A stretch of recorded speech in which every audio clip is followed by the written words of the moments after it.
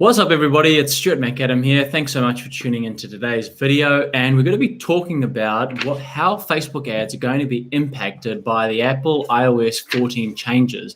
Now, I know in my previous video, I talked about how these changes were happening and what the background was and what my initial thoughts and opinions were. And, I gave a small insight into some of the changes that will happen. But a lot of people have been flooding the Reddit boards, the Quora platform, and also messaging me personally and asking about what the big changes are and what exactly that means for their business, what it means when you put it into perspective and context. So let's dive straight into it and have a look at some of the changes. So the first big one I've got written down here is you've got a maximum of 8 conversion events on your website. And basically what that means is if you're looking at add to cart, abandoned cart, sales, purchase, download, and let's say you have some custom conversions like watched video on website, click the phone number, and anything else regarded to that goes beyond 8 conversions. It means that you're only going to be able to track 8 now rather than the sort of unlimited options that you had before with Apple iOS. And that's going to be big for a lot of businesses, particularly if you've been in the game of marketing and you've got a lot of different products and types of conversions that you've got that are running off of your website. So it really pays to have a look at that, whether you're running your own Facebook ads or whether you've got somebody else doing that. And same thing as well for the marketing. If you have somebody who is running your ads,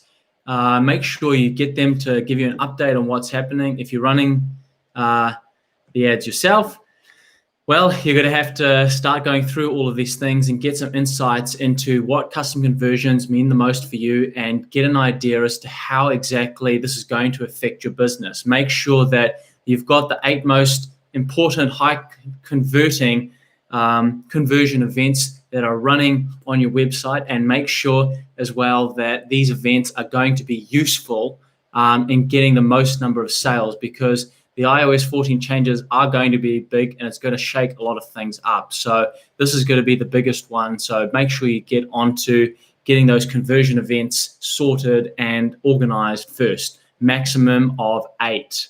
So the next thing I'm going to talk about now is there will be no more real-time reporting. I've just got a comment here from someone saying, "Good morning, Stuart." Good morning to you too. Thanks very much for tuning in live. No more real-time reporting with a 3-day delay. And that is going to be a very big thing as well in terms of getting real-time information. And how that's going to affect your business is it means that a lot of the reporting and analytics that you get are going to lag a little bit. And for the iOS users who opt in, it also means as well that you may not have completely accurate information with information that is coming in from the dashboard. And basically what it means you need to do to adjust there is when you're sort of launching campaigns, it's again going back to the method that I've talked about a lot of times, which is basically starting small and conservative with your budgets. So running that rather than 1 to 2 weeks, you might have to stretch that out to 2 to 4, possibly even 6 weeks if you're on a limited budget. And that could have a huge impact on your ability to initially generate sales, and it will mean more of a slow churn as you go forward. So the next one is results may be estimated. Obviously, not everyone's going to want to opt into the Apple iOS 14 privacy changes. It may make it harder for people who are downloading the Facebook app on the platform to say, I want to opt in and I want Facebook to track all my information, even though I don't know what information that is at what time of the day and by who. And basically, what that means is there'll be raw aggregate data that will be used from possibly the other platforms and possibly the Apple users who have opted in order to get an idea of the number of impressions, the reach, the total number of conversions that you are getting from your sales, and also your platform as well. So that's going to be a very big one. And having estimated results is quite a challenge, because there's a phrase that goes on in marketing. It's one that I learned from university, which is GIGO, which is basically garbage in, garbage out. So if you're not getting real-time accurate information from the Facebook platform, you're going to have to look at getting alternative forms of tracking. And some of you may have heard about Alex Becker from Hyros. There's also A lot of other simple tracking platforms, like HubSpot's got it, Google Analytics has got it. There's also plenty of other tracking software out there that allow you to get more accurate tracking information from these different platforms, so you can see what the real-time conversions, leads, impressions, clicks actually is. Because if you're just relying on the Facebook platform itself, it's never really been completely reliable. And going into these Apple iOS changes, it's going to be even less reliable. So that is something to keep an eye on and really be aware of these changes with reporting analytics information. I highly recommend, if you do nothing else apart from checking your 8 conversion events, the other thing is make sure you go and get some tracking software so that you have got accurate real-time information coming in, because some of this information is likely to be estimated based on aggregates from all users, and also just from the Apple users that have opted in with the iOS 14 platform.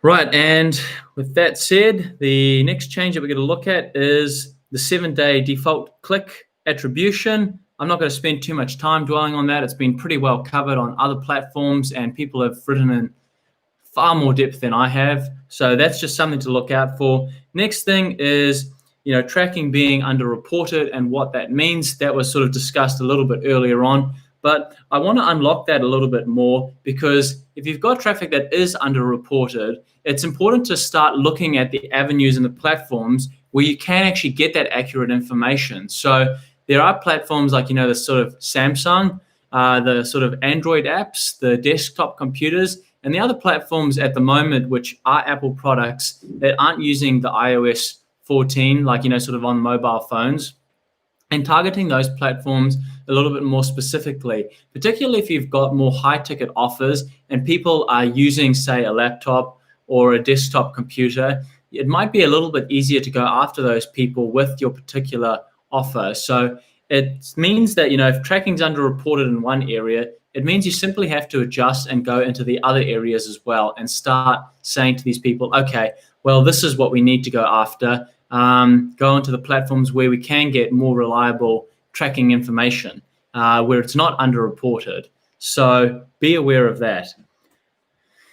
Next thing is, it's going to be harder to promote the app installs. Obviously, for all the reasons that are listed above, the tracking is going to be underreported. There's going to be more of an emphasis from Apple's side on privacy. So if you've got a business that has got an app or is promoting an app in any shape or form, make sure that you've got a bit of an idea and a plan B to go and either promote elsewhere or to look at how this is going to affect your downloads with Apple users on the iOS 14 platform.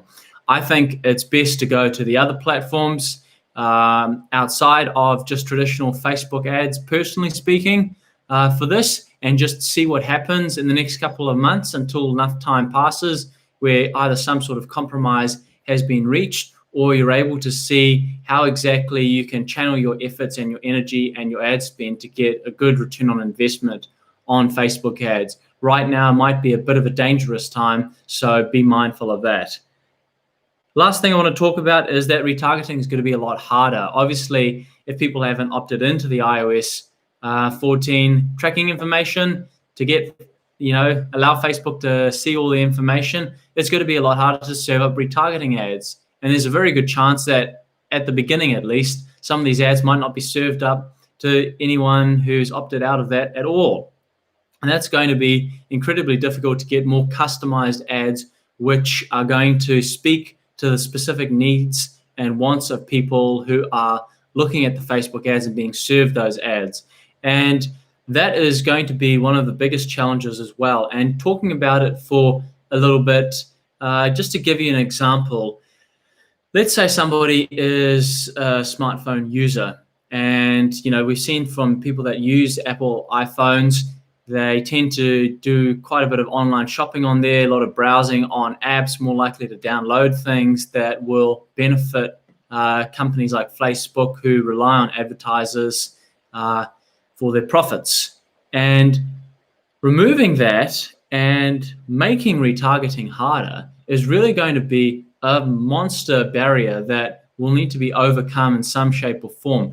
And this could actually see a lot of businesses or Facebook possibly even adding in a targeting option where you can choose the types of devices that you're going to go after. So it's going to be very interesting to see exactly how this change comes into effect and what this is going to mean for small businesses.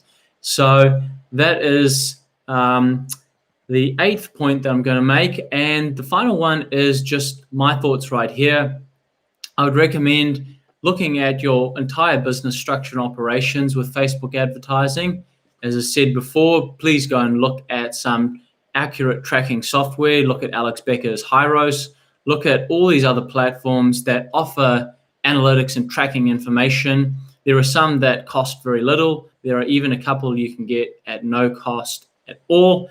And they will really help you sort of to develop a stronger Facebook marketing strategy that'll be useful for your business as these changes go through. The next thing as well is keep up to date with the news on these platforms, TechCrunch, Mashable, any technology platform, anything that talks about PPC ads. There are a lot of great YouTube channels on here as well, outside of my own, that talk about Facebook ads and the Apple iOS changes. So make sure you watch their channels. They've got some tutorials on how you can get ahead and make a successful adjustment, because I've been on the platform for 7 years now, and I've seen a lot of changes happen in 7 years. The Facebook Business Manager has come in. It's really changed the way in which advertising is done on Facebook. There have been numerous changes. A couple of years ago, Facebook had that change where they were focusing more on the user experience. So that obviously affected the amount of ads that were being served up and the frequency, but people adjusted. And just as they adjusted with those changes, it's happened now with the Apple iOS 14 changes. Businesses are going to have to adjust the way in which they do business advertising on the platform. I don't see it becoming a generic thing. I think at some stage a compromise which favors both parties will be met in some shape or form. And obviously the iOS 14 is not forever. There's going to be changes that go beyond that. So just keep an eye out on the current trends and changes, and make sure that you've always got a plan A and a plan B for your Facebook advertising. So with that said, thanks very much for watching. Please subscribe to my channel if you haven't already, and we'll see you next time. Thanks very much.